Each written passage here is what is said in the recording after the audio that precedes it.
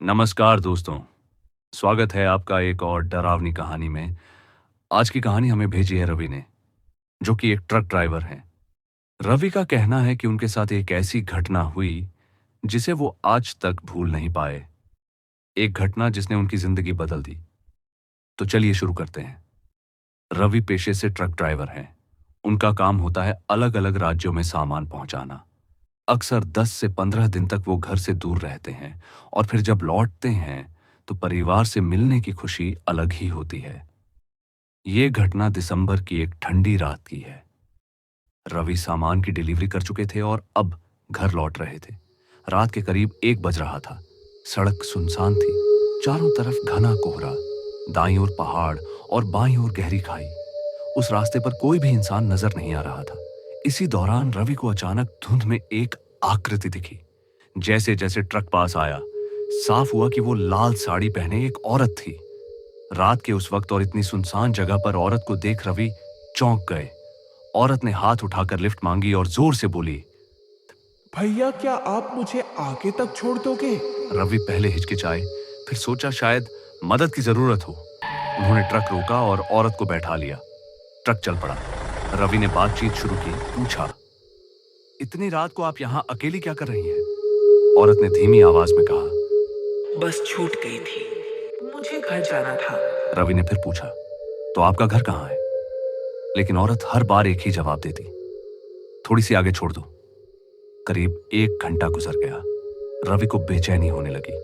आखिरकार औरत ने कहा, बस यहीं रोक दो। रवि ने ट्रक रोका और देखा कि वहां सिर्फ एक विशाल पुराना पेड़ था। न कोई घर, न कोई बस्ती। औरत चुपचाप नीचे उतरी, पेड़ के पास गई, फिर अपनी साड़ी फाड़ी और उसी से फंदा बना लिया। रवि की सांसें थम गईं। अगले ही पल औरत ने फंदा गले में डालकर खुद को लटका लिया और जोर जोर से हंसने लगी।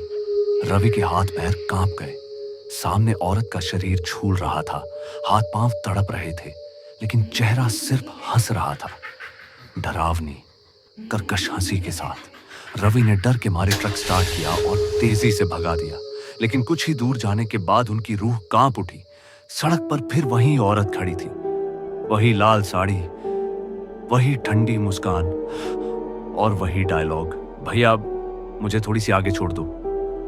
अब रवि समझ चुके थे, ये इंसान नहीं है। उन्होंने भगवान का नाम लिया और बिना रुके ट्रक दौड़ाते रहे, लेकिन डर यहीं खत्म नहीं हुआ।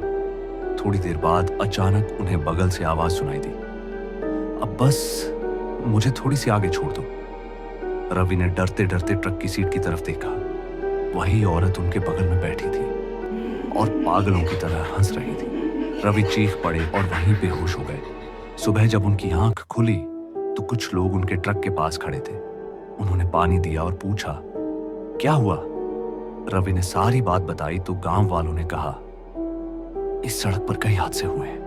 कहते हैं यहां एक औरत की भी मौत हुई थी और आज भी उसकी आत्मा लोगों से लिफ्ट मांगती है। उस दिन के बाद रवि ने कसम खा ली कि वो उस रास्ते से रात को कभी नहीं गुजरेंगे। आज भी अगर कोई भी उस सड़क पर जाता है तो वो औरत आज भी लिफ्ट मांगती है और बस इतना बोलती है, भैया आगे तक छोड़ दोगे।